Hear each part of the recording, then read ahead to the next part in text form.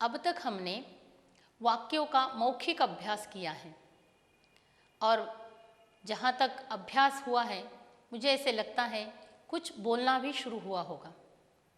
अब उन्हीं वाक्यों को अगर हमें लिखना है तो कुछ अंशों पर ध्यान देना ज़रूरी है।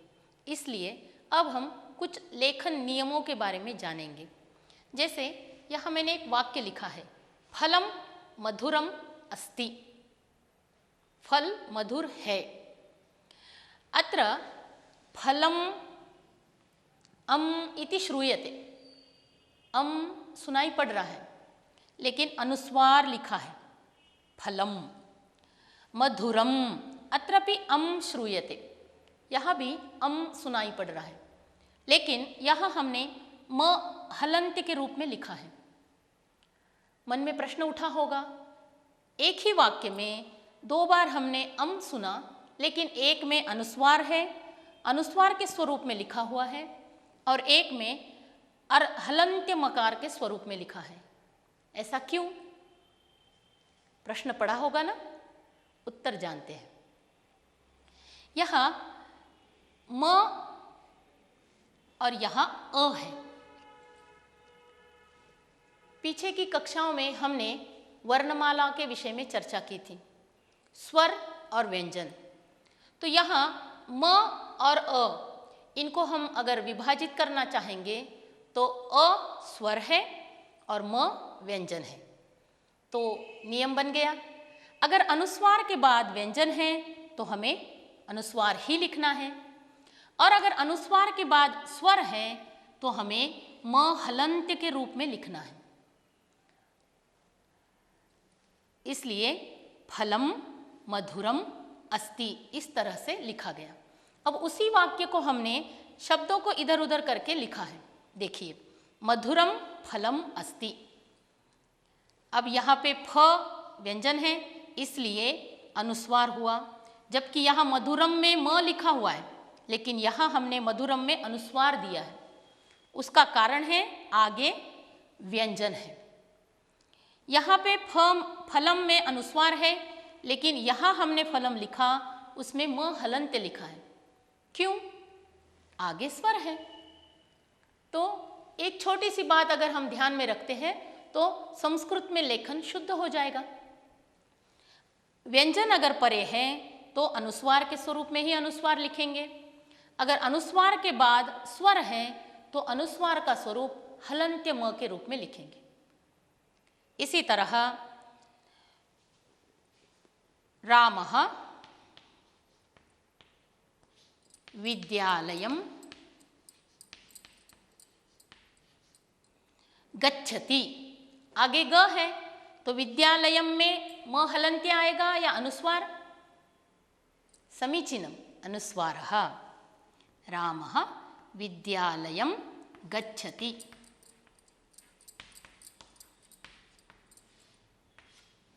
इस तरह से हम अनुस्वार या म का निर्णय कर सकते हैं। अब अगर हम केवल एक पद लिख रहे हैं, जैसे पुस्तकम,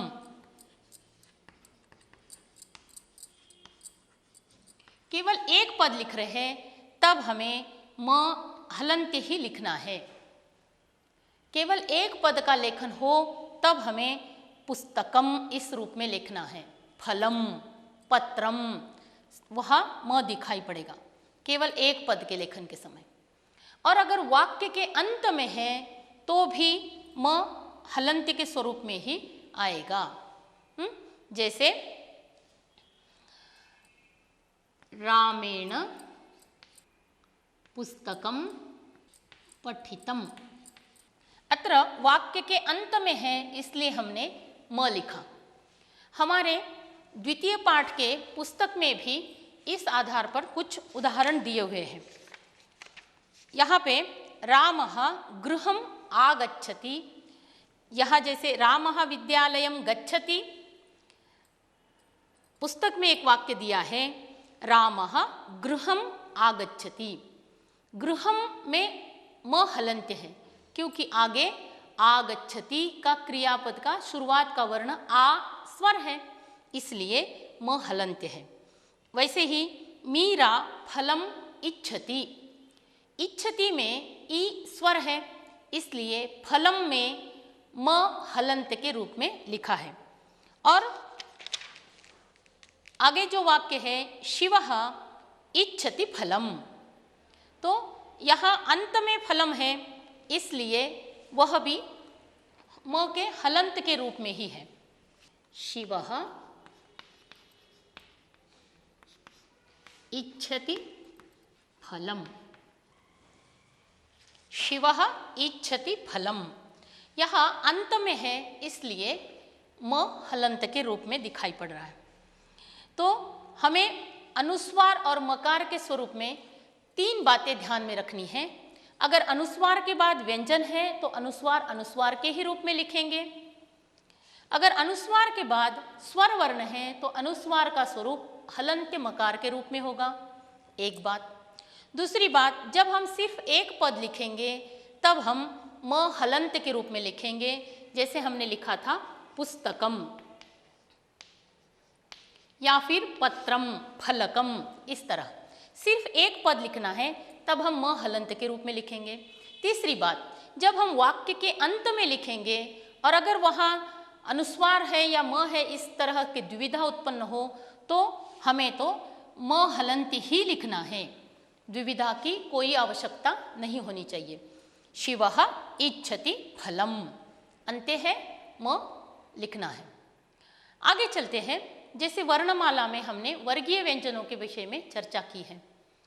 जब हम अपनी मातृभाषाओं में या हिंदी में लिखते हैं तब गंगा इस तरह से लिखा जाता है, शंकरः इस तरह से लिखा जाता है, शंखः इस तरह से और संघः इस तरह से। हमने वर्गीय व्यंजनों की चर्चा की तब पंचम वर्णः अनुनासिकः इत्यपि अस्माभिः पठितम्। तो अनुस्वार के बाद कौन सा वर्ण है, इसमें अगर ध्यान देंगे तो उस वर्ण के कारण हमें अनुस्वार में उस वर्ग का अंतिम वर्ण अनुस्वार के स्थान पर लिखना है। जैसे यहाँ गंग गा, गंग अनुस्वार के बाद ग है, इसलिए ग कहाँ आया है, क वर्ग में। क, ख, ग, घ, ङ। ग तृतीय वर्ण है और पंचम वर्ण है ङ, और वो अनुनासिक है। तो इस अनुस्वार के स्थान पर हम इस ङ को लिखेंगे और उसके साथ ग जोड़ेंगे, तो संस्कृत में हुआ गंगा। इसी तरह क वर्ग में जो 4 वर्ण हैं क, ख, ग और घ, ये अगर अनुस्वार के बाद आते हैं तो अनुस्वार के स्थान पर हमें ङ लिखना है। जैसे मैंने यहाँ कुछ उदाहरण दिए हैं। शंकरः, अनुस्वार के बाद क आया है, क वर्ग का पहला वर्ण। अब अनुस्वार के बाद क आया है, इसलिए अनुस्वार के स्थान पर कौन सा वर्ण होगा, पंचम वर्ण, अर्थात ङ। शंकरः, संस्कृत में हम लिखेंगे शंकरः। इसी तरह शंखः, अनुस्वार के बाद ख, इसलिए अनुस्वार के बाद ख है तो अनुस्वार के स्थान पर पंचम वर्ण चाहिए जो है ङ, तो लिखते समय शंखः इस तरह लिखेंगे। और एक शब्द है संघः। संघः मध्ये अनुस्वार के बाद घ है और घ कहाँ है, क वर्ग का चतुर्थ वर्ण, इसलिए अनुस्वार के स्थान पर इसका पंचम वर्ण अर्थात ङ आएगा, तो संस्कृत में लिखते समय संघः इस तरह से लिखेंगे। इस तरह जो वर्गीय व्यंजन है क वर्गः, च वर्गः, ट वर्गः, त वर्गः, प वर्गः, इस तरह से ये 25 वर्ण जो है अनुस्वार के बाद अगर उनमें से कोई वर्ण है तो अनुस्वार के स्थान पर उन वर्गों का अनुनासिक वर्ण लिखना होगा। जैसे हमने क वर्ग में देखा वैसे ही च वर्ग में भी देख सकते हैं। च वर्ग में भी यह नियम लागू है। जैसे च वर्ग का कोई भी वर्ण अनुस्वार के बाद है तो अनुस्वार के स्थान पर य लिखा जाएगा। जैसे चंचलः, अपनी मातृभाषाओं में या हिंदी में चंचलः इस तरह से लिखा जाएगा, लेकिन अनुस्वार के बाद च है, इसलिए अनुस्वार के स्थान पर च वर्ग का अंतिम वर्ण ञ लिखना होगा। चंचलः, चंचलः।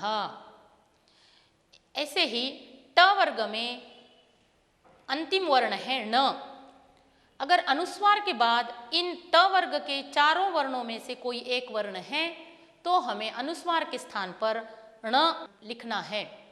जैसे दंडः, अनुस्वार के बाद ड है, ड ट वर्ग का तृतीय व्यंजन है, इसलिए अनुस्वार के स्थान पर पंचम वर्ण ण आएगा।